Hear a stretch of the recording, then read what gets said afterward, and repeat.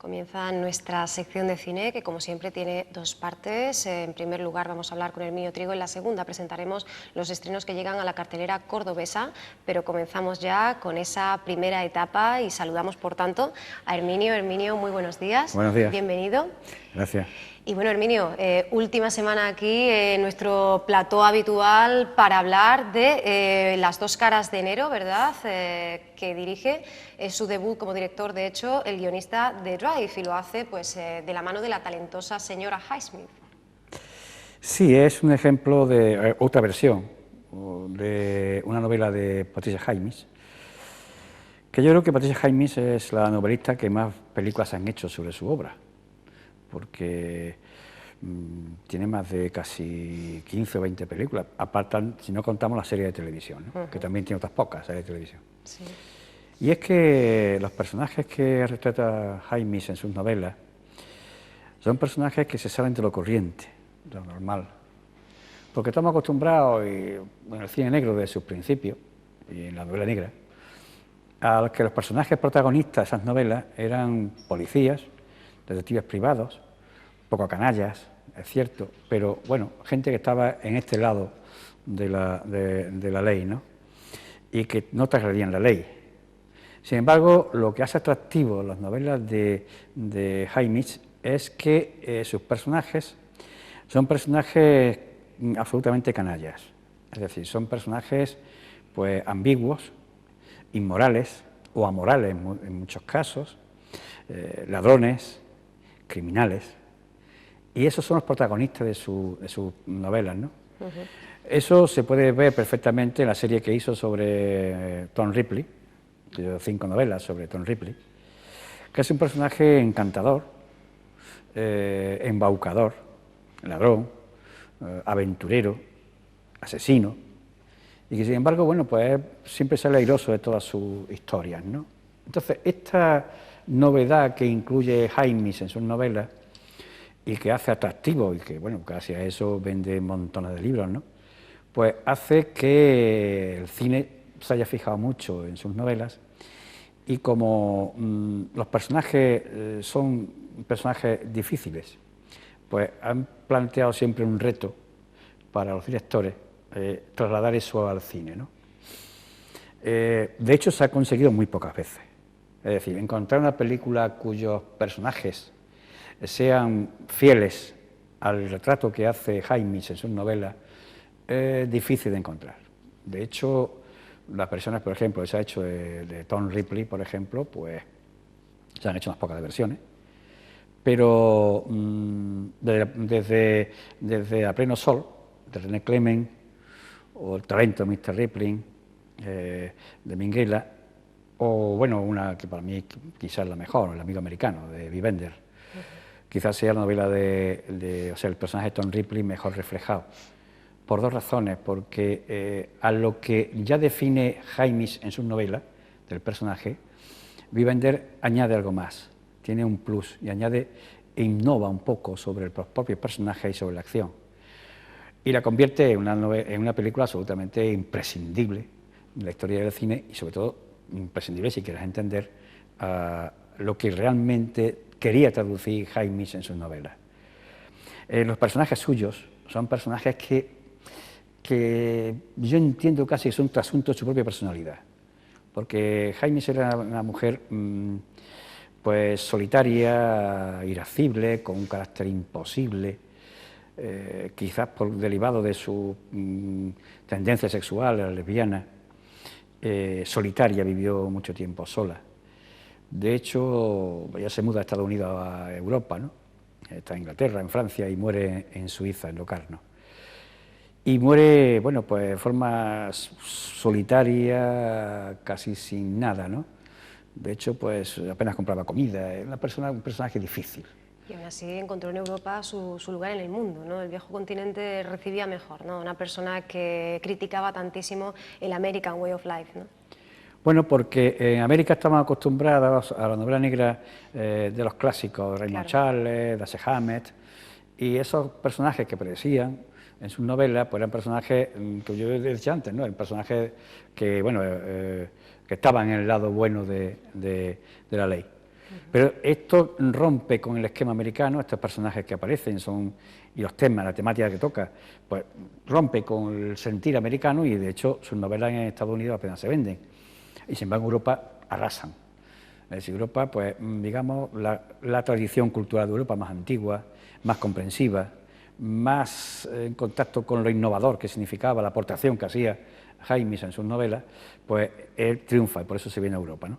Entonces yo creo que esto un poco para enmarcar lo que significa la película esta, de la que se ha hecho 2 versiones, y no es la que se ha hecho más, quizás sea la que más ha sido Extraño en un tren, su primera novela, años 50, que tuvo la enorme suerte, yo creo que influyó mucho en su vida, de que Alfred Hitchcock al año siguiente la llevara a hacer una película, al cine, la llevara al cine. Pues definitivamente el foco del séptimo arte sobre la trayectoria, ¿no? Efectivamente, entonces la publicidad que Hitchcock le dio a su novela con la película Extraño en un tren, que además era, cuando uno ve la película Extraño en un tren, te das cuenta que es muy hitchcockiana la película, que los personajes son muy de Hitchcock, y que el trasunto que plantea Extraño en un tren tiene bastante suspense, que es lo que realmente a Hitchcock le interesaba. De hecho, si recordamos la película, vemos como la tensión que se crea permanentemente de si se van a llevar a cabo los crímenes o no se va a llevar a cabo, que si las dudas de los personajes. Esta ambigüedad Hitchcock la traduce en suspense y crea pues, una obra maestra del cine, que es Extraño en un tren, que es una película realmente extraordinaria, ¿no? Se han hecho, de Extraño en un tren tuvo tanto éxito que se han hecho 3 películas más, ya muy malas, ¿no? Sí. Hasta una comedia de Danny DeVito, ¿no? Tira la madre del tren, por ejemplo, ¿no? Pero son películas que ya no tienen nada que ver con aquella obra maestra que fue Extraño en un tren.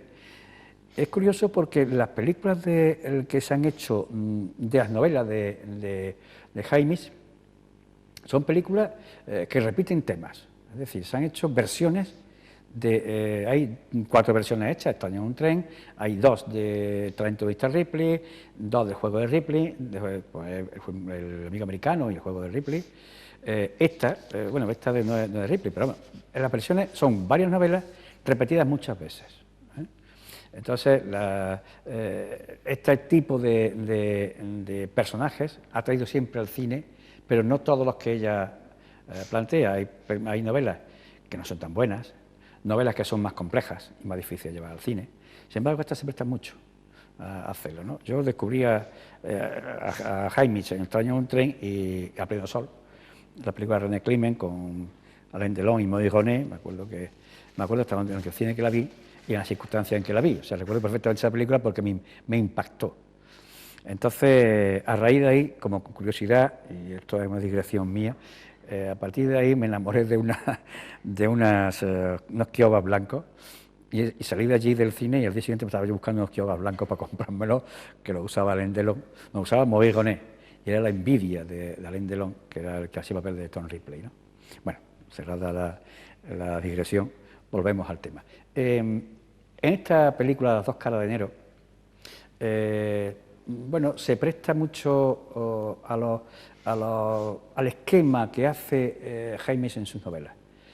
Si recordamos y unimos todas, o hacemos recuerdos de todas sus películas y sus novelas, veremos que hay unas situaciones siempre que se repiten. Es una pareja, matrimonio o amiga, o novios, y un personaje que llega a esa pareja, que se introduce en ella y que provoca un lío, ¿no? Ese personaje es Tom Ripley en sus novelas, y en 2 caras de enero, la película que estamos comentando ahora, no es Tom Ripley, pero podría ser perfectamente Tom Ripley.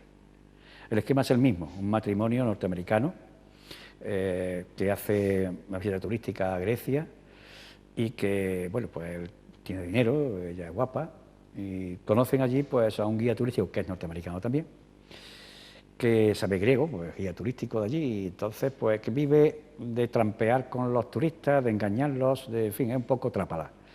Entonces es un guía, pero que se aprovecha engañando a los turistas en precios y se ofrece siempre para comprar cosas, negociar cosas, y en la traducción pues ya le mete el engaño al turista y le saca el dinero, ¿no? Esa es una de sus facetas de de tramposo, ¿no? Además Bueno, se encuentra con la horma de su zapato, ¿no? Porque Chester es un timador a gran escala. claro, entonces conoce a esta pareja pues le cae, él se queda un poco flipado con la mujer, ¿no? Y ve que él tiene mucho dinero, pues esto hay que acercarse a ellos, ¿no? Se lo comenta él mismo. Y bueno, le invitan a cenar, el matrimonio le invitan a cenar, él acepta y a partir de ahí empieza una relación con el matrimonio.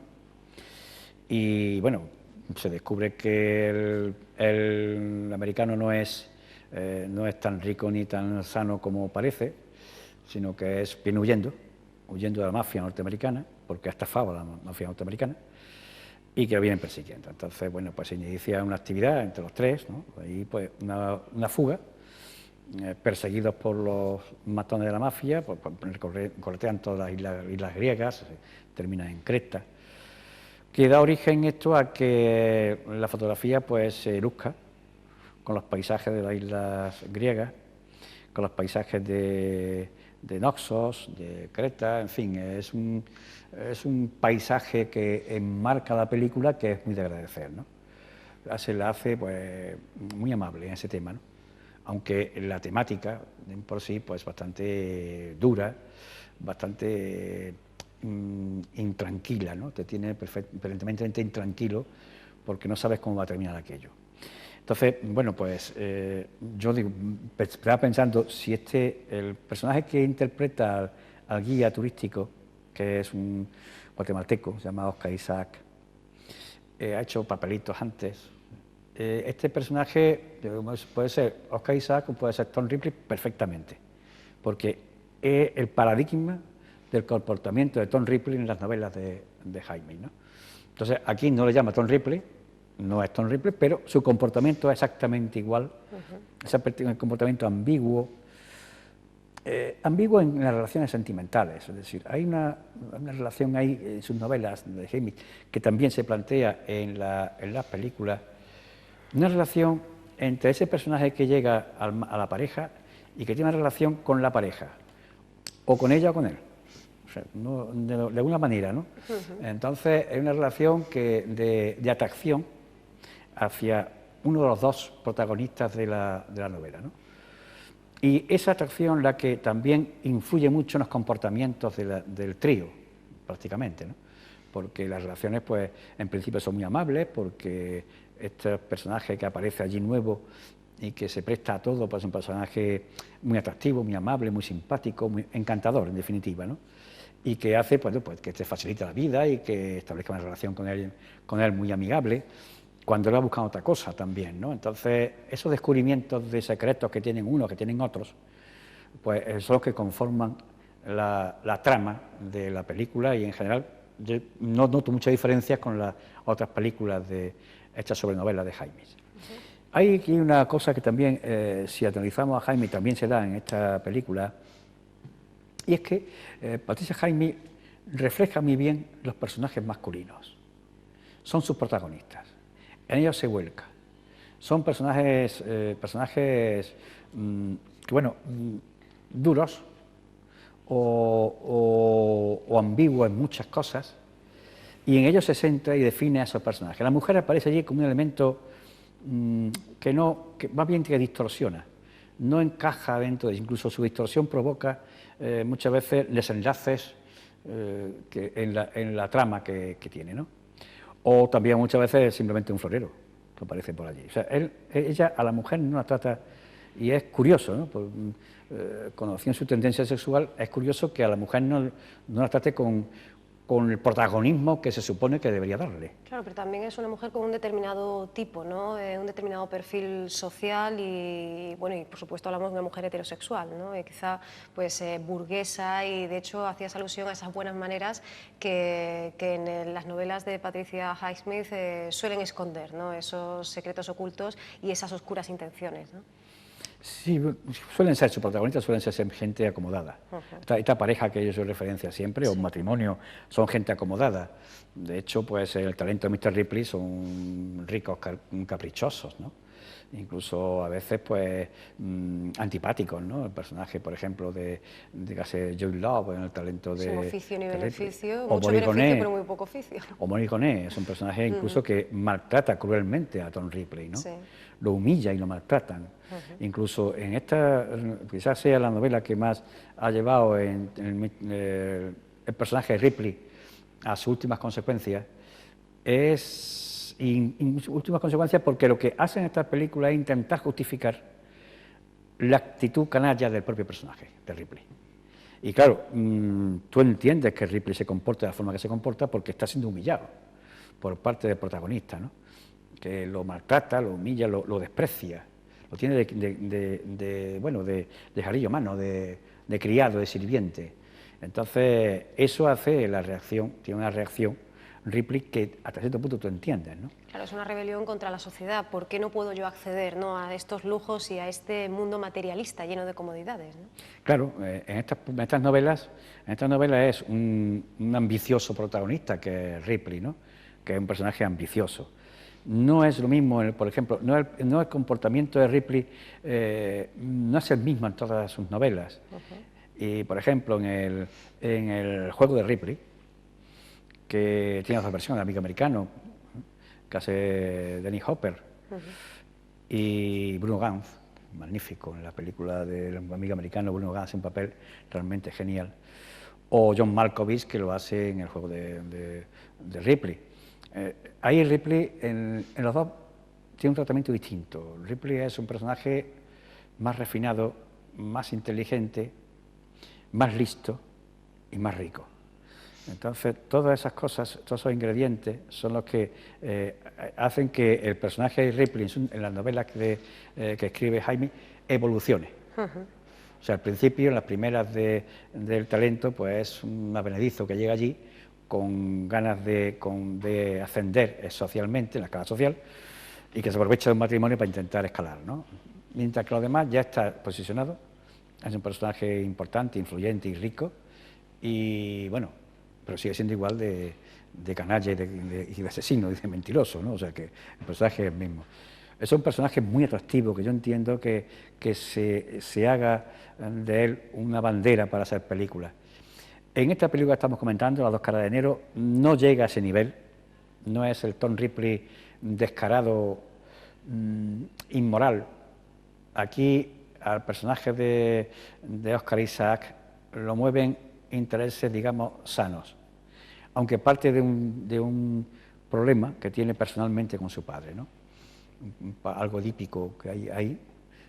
Quizás tenga que ver mucho también el escenario que le sitúa la obra, que es una de las secuencias se lleva a cabo en Cabo Sunio, donde, bueno, pues el complejo ahí se celebra, pues ahí se cuenta el complejo de Edipo, y es un poco ese complejo el que aprisiona al personaje de Oscar Isaac, ¿no?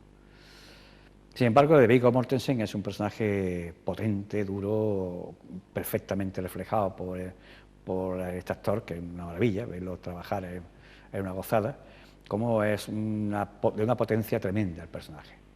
Y realmente el protagonista es él, es Viggo Mortensen, y el que lleva el peso de la película es él. Oscar Isaac, en este caso, es un personaje secundario, de apoyo, pero que eso que decía antes interviene en la historia a través de incorporarse a esta pareja, a este matrimonio, y provocar prácticamente su ruptura, ¿no?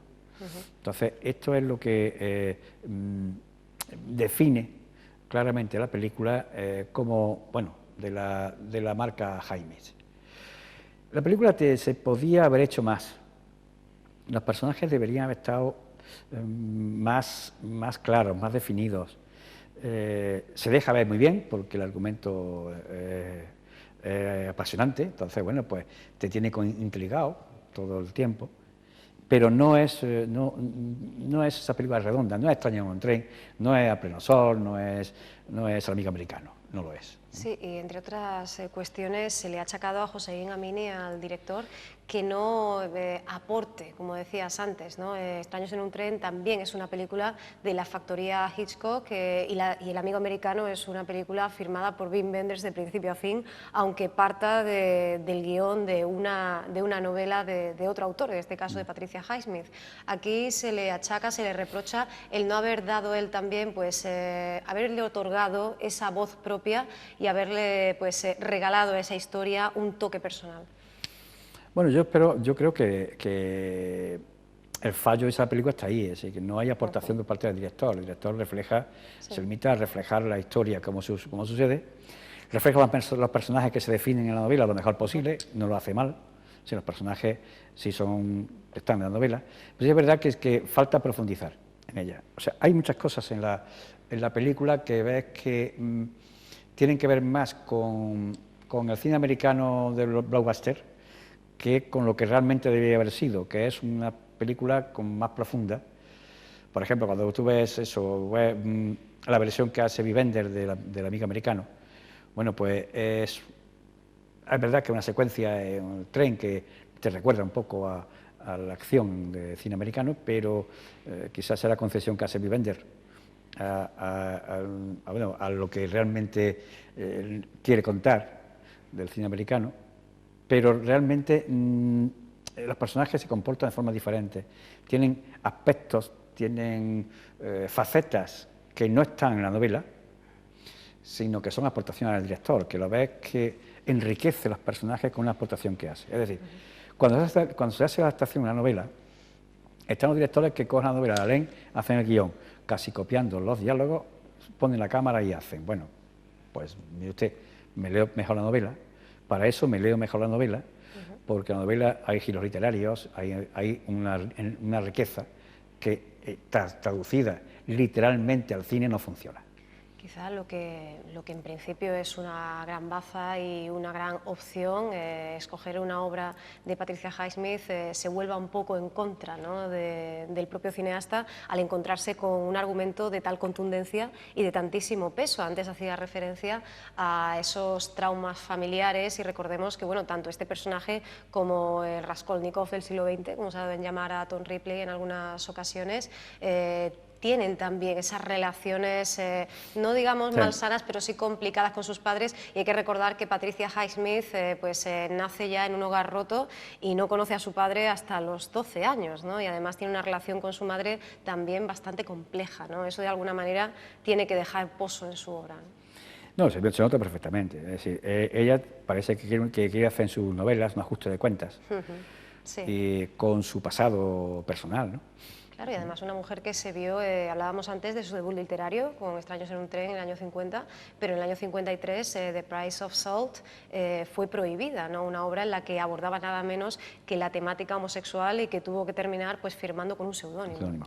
Efectivamente, esos traumas que ella refleja de sus personajes tienen mucho de personal. Yo creo que muchas veces los novelistas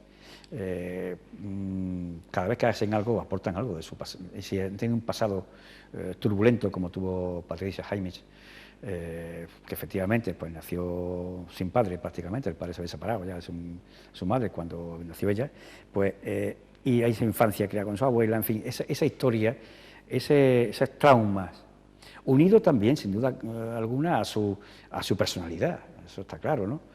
Porque esos traumas se tienen y se superan, si se lucha contra ellos. Pero si hay una componente personal que se ancla en esos recuerdos y en ese pasado y vive en ellos, pues naturalmente eso después rezuma lo que rezuman todas las novelas de Patricia Highsmith y lo que rezuma su propio carácter.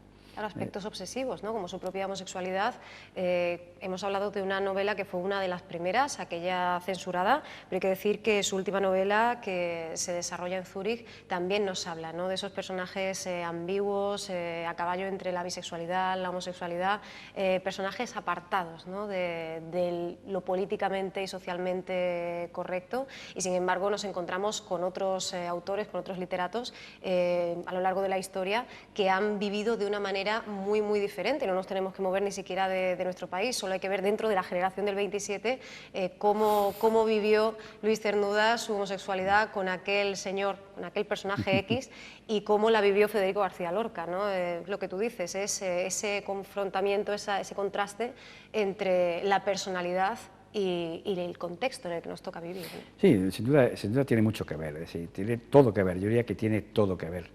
Incluso en las relaciones que podríamos llamar heterosexuales, relaciones sentimentales o sexuales que plantean sus novelas, siempre son amores prohibidos.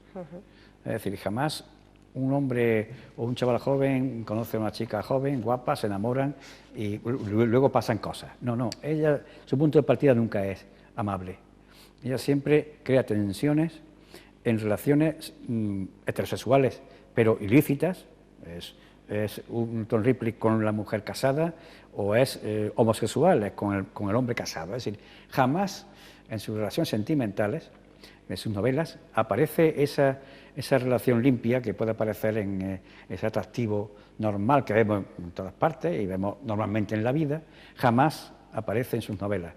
O sea, eso tiene mucho que ver, efectivamente, con su pasado, con su forma de vivirlo, y con su soledad y con su amargura, porque era una persona que tenía mucha amargura, ¿no? Respiraba amargura en todas sus relaciones. Eso le lleva además a irrumpir en la ficción en parejas aparentemente perfectas, ¿no? A romper con una armonía, con un equilibrio que al menos se ha encontrado dentro de una pareja, ¿no? Eso es maldad. O sea, que lo que podemos concluir es que Patricia Jaime, cuando ponía estas cosas, lo que hacía era mala. Era romper relaciones, por ejemplo, bueno, pues este matrimonio que estamos comentando, la última película, de Las dos caras de enero, pues matrimonio enamorado, perfecto, muy bien, ¿no? Y aparece este personaje, y bueno, y introduce un elemento en medio que hace también que ella pues se fije en él y él pues embaucado con ella y rompa esa relación. Es decir, es una mente sumamente malvada, puede plantear estas situaciones que son rompedoras y que rompen la aparente felicidad. Nada es feliz en las novelas de Patricia Highsmith, pero sí aparentemente feliz que aparece, que ella plantea, ¿no? Una relación maravillosa, magnífica, enamorado en matrimonio, jugando en el Partenón, haciendo juegos y chistes. La relación que aparece al principio de la película, y que bien se llevan, que salados son los dos, qué buena gente, bueno, aparece el personaje que tenía guardado en la manga Patricia Highsmith, lo mete allí y ya pues todo se joroba, ¿no? Entonces, esto es un poco el temperamento de Jaime, que en esta película se ve, pero que aquí no se ve a Hossein Amini, el director, no se ve. No se le ve. La película, digamos que es correcta, está en cuanto a, bueno, es una versión más que se hace de una novela de Highsmith, ¿no?